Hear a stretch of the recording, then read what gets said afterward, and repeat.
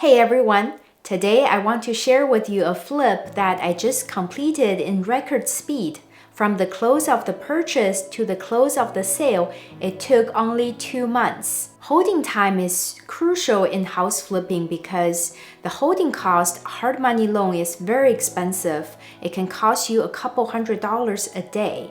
And the longer you hold on to a project, the more risk you are exposed to. So I'm very grateful how quick and easy this project was. In this episode, I'm going to show you how I got this deal, the before and after walkthrough, the sale process, and all the numbers. If this is your first time tuning into the channel, my name is Elisa and I'm a house flipper in the San Francisco Bay Area.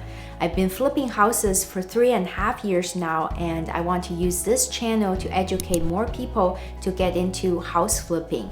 So if you're interested in this topic, don't forget to subscribe. Let's start from how I got this deal. This deal was brought to me by an agent who's also representing the seller. It was kind of interesting because the deal was first brought to me about 2 years ago when the original owner, the dad, was thinking about selling it. He changed his mind and decided to hold on to the house for longer, and 2 years went by and he passed away, and now the son inherited the house and decided to sell it. I've purchased many flips that are inheritance before, and I know these are great opportunities because when kids inherit properties, they usually don't have any attachment to the house, and all they care about is to get rid of the house quick and get money. I like this deal because I've flipped a few houses in this area before, and they all turned out to be great projects. A most recent experience was this one. This is an affordable area in San Jose. It has good schools and it's close to the foothills, so the location is good and it's desirable.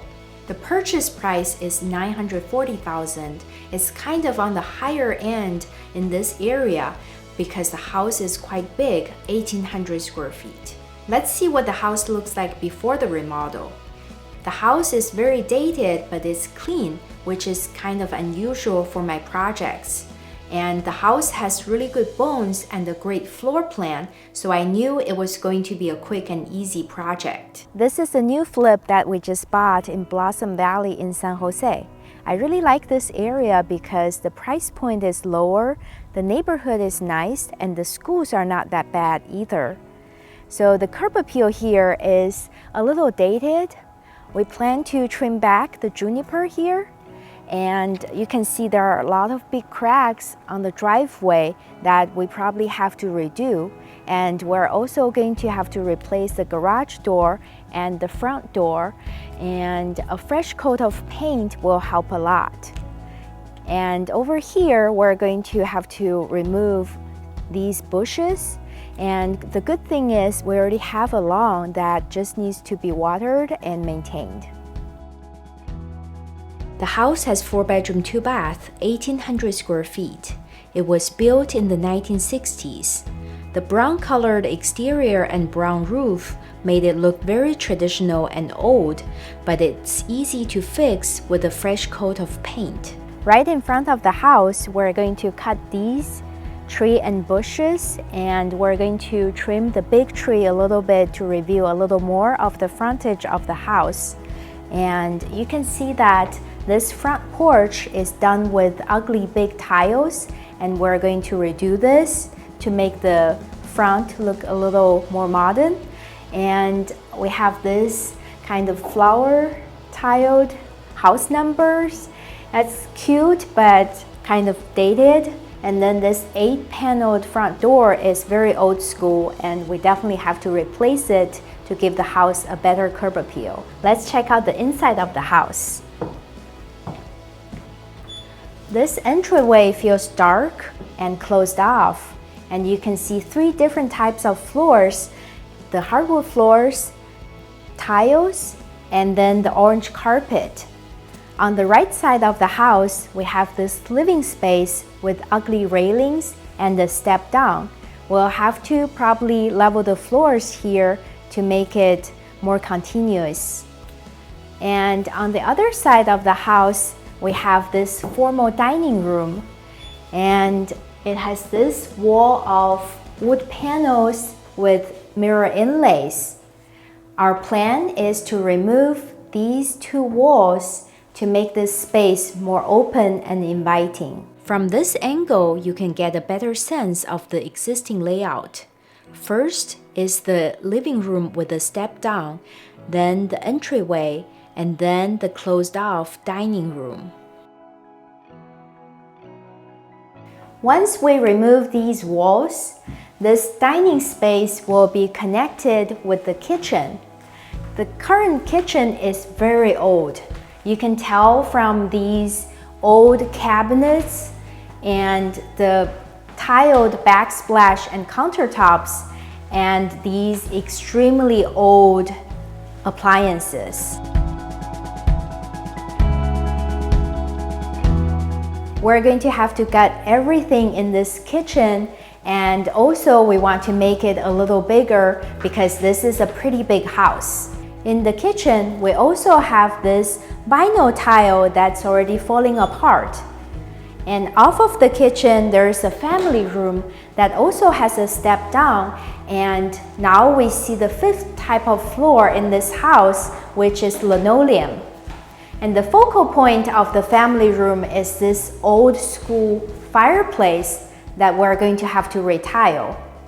And there is this big slider in the family room that goes out to the really nice and spacious backyard. On the other side of the family room, we have this whole wall of wallpaper that we're going to have to get rid of.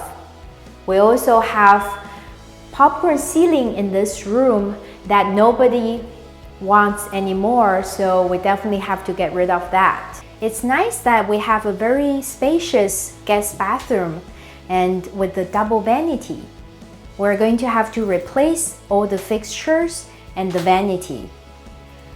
And the shower is actually either fiberglass or acrylic, and I think it's going to look nice if we just reglaze it. The master bedroom is a good size, and we have a slider going into the backyard, which is a nice feature. But in the corner of this bedroom, we have a closet and the master bathroom that are an awkward layout that we'll have to address. The closet in the corner is completely open right now, and the space is not used very well. There's no separation between the closet and the bathroom, and the doorway between the vanity and the shower makes the bathroom feel awkward and small. The other bedrooms in the house also have the orange carpet, and they don't even have proper ceiling lights.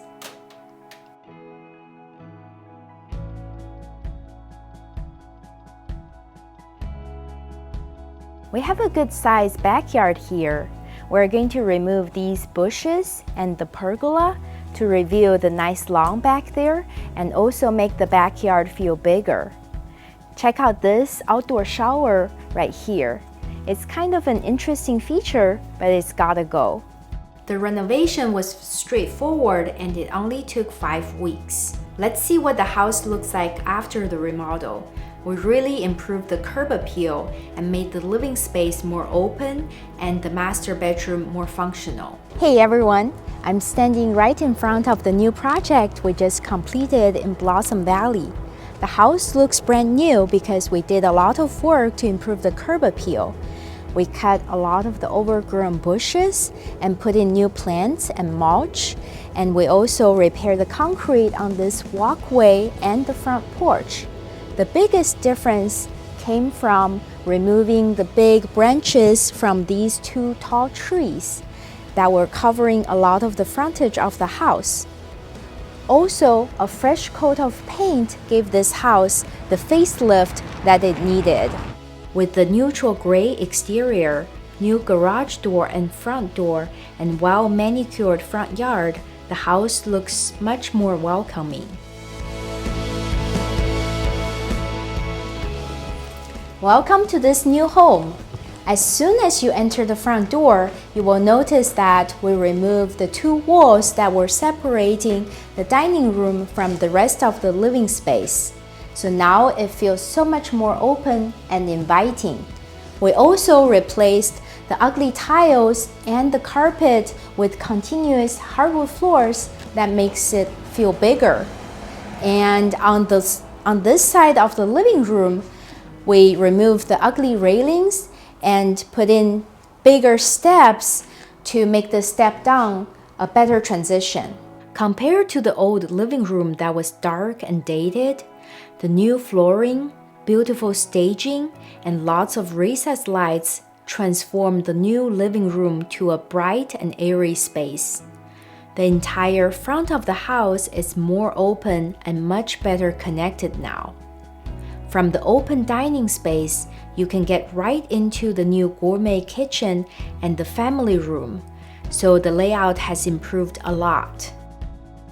Here in the kitchen, we replaced the old and dingy cabinets with white shaker cabinets, quartz countertops, and subway tile backsplash, so it's much more clean and modern. And we created this big opening between the kitchen and the family room. And with the easy access from the kitchen to the dining room, the flow of the house is so much better.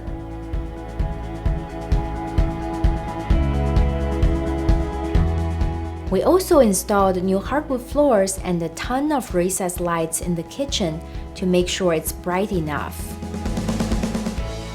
In the family room, we removed the popcorn ceiling and peeled off the wallpaper. And with the old school fireplace, we modernized it with all new tiles, and now it's a gorgeous focal point. In this guest bathroom, we removed a wall that was here to open up the space, and we replaced the floor tiles, put in a whole new vanity and all the new fixtures. But on the shower side, we only reglazed the shower panels and put in a shower door, but it feels all new.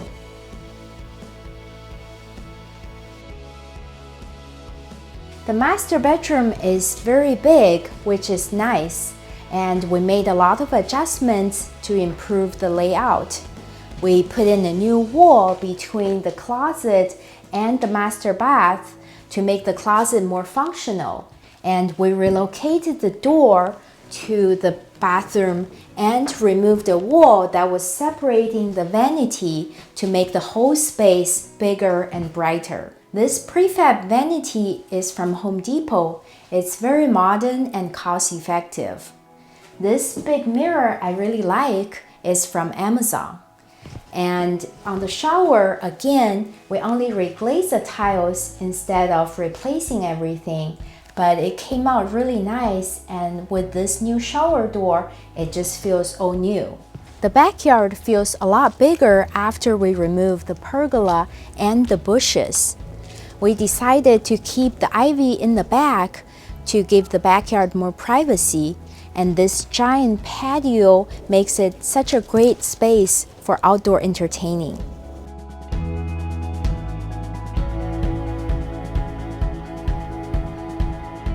After seeing the highlights, I'll give you a quick tour of the entire house.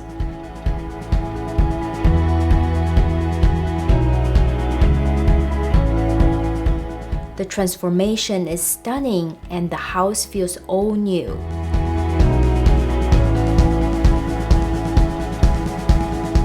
We pretty much left nothing untouched in the house.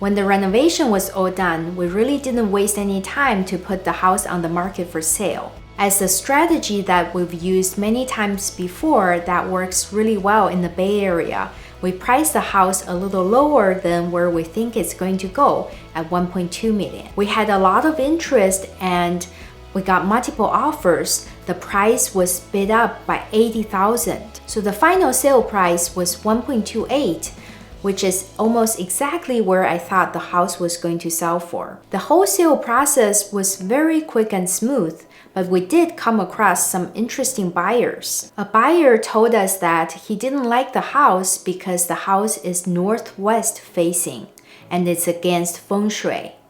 Coming from Asian background myself, I've never heard of that before. This makes me realize that buyers, especially first-time home buyers, can be very picky, and there are a lot of reasons for them to not like a house. As a house flipper, I have to try my best to eliminate as many of their objections as possible, and there are still many things that are out of my control. Now let's talk about the numbers. The final sale price was $1.28, and the renovation cost was $115,000. As I mentioned, the total hold time was only 2 months, and the final profit was $135,000, a 12% return on all the money invested, and a whopping 66% annualized return, which is amazing. I hope you enjoyed this episode. Thank you so much for watching. See you next time.